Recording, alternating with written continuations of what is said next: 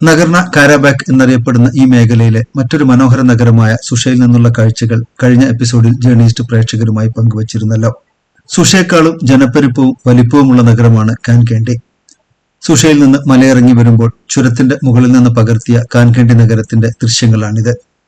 തലമുറകളായി അർമേനിയൻ ക്രിസ്ത്യാനികൾ താമസിച്ച വീടുകളും സ്കൂളുകളും ചർച്ചുകളും ഫാക്ടറികളും ഒക്കെയാണ് ഈ കാണുന്നത്. അടുത്ത കാലം വരെയും മുന്തിയതരം വൈനുകളും സിൽക്കും ഉൽപ്പാദിപ്പിച്ച നഗരമായിരുന്നു കാൻകേണ്ടി. തലമുറകളായി തങ്ങൾ വളർത്തിയെടുത്ത നഗരത്തിൽ നിന്ന് ഒരു സുപ്രഭാതത്തിൽ അവർ ആട്ടിപ്പുറത്താക്കപ്പെടുകയാണ് ഉണ്ടായത്. സങ്കടപ്പെടുത്തുന്ന കാഴ്ചയാണിത്. ഈ കാണുന്ന നൂറുകണക്കിന് വീടുകളിൽ മിക്കവയും ഇന്ന് ആൾപ്പാർപ്പില്ലാത്തവയാണ്.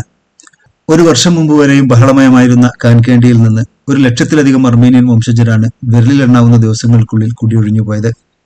കാൻകേണ്ടി എത്തുന്നതിന് ഏതാനും കിലോമീറ്ററുകൾ മുമ്പ് വഴിയിലൊരിടത്ത് നഗരകവാടം പോലെ കാണുന്ന ഈ കോട്ടയുടെ പേരാണ് അസ്കരാൻ. കാരാബാക്ക് ഖാനേറ്റിന്റെ കാലത്ത് പണി കഴിപ്പിക്കപ്പെട്ട നൂറ്റാണ്ടുകളുടെ പഴക്കമുള്ള ഈ കോട്ടയ്ക്ക് ഈ പ്രദേശത്തിന്റെ ചരിത്രവുമായി വലിയ ബന്ധമുണ്ട്.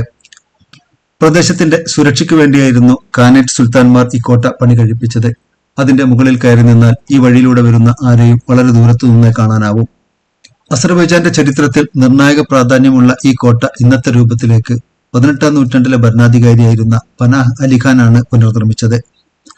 മൈറാബേഡ് എന്നറിയപ്പെട്ട അർമീനിയൻ വംശജരുടെ ഗ്രാമമായിരുന്നു ആദ്യകാലത്ത് ഇവിടെ ഉണ്ടായിരുന്നത്. മംഗോളുകളുടെ ആക്രമണത്തെ തുടർന്ന് 11-ാം നൂറ്റാണ്ടിലാണ് മേഖലയിൽ നിന്നും അവർ ആദ്യമായി പലായനം ചെയ്തത്. പിന്നീട് അസ്കരാൻ ആദ്യം പേർഷ്യക്കാരുടെയും 14-ാം നൂറ്റാണ്ടിൽ തുർക്കുകളുടെയും നിയന്ത്രണത്തിൽ വന്നതോടെ ശേഷിച്ച അർമേനിയൻ ക്രിസ്ത്യാനികളും പ്രദേശം വിട്ടുകൂടിപ്പോയി.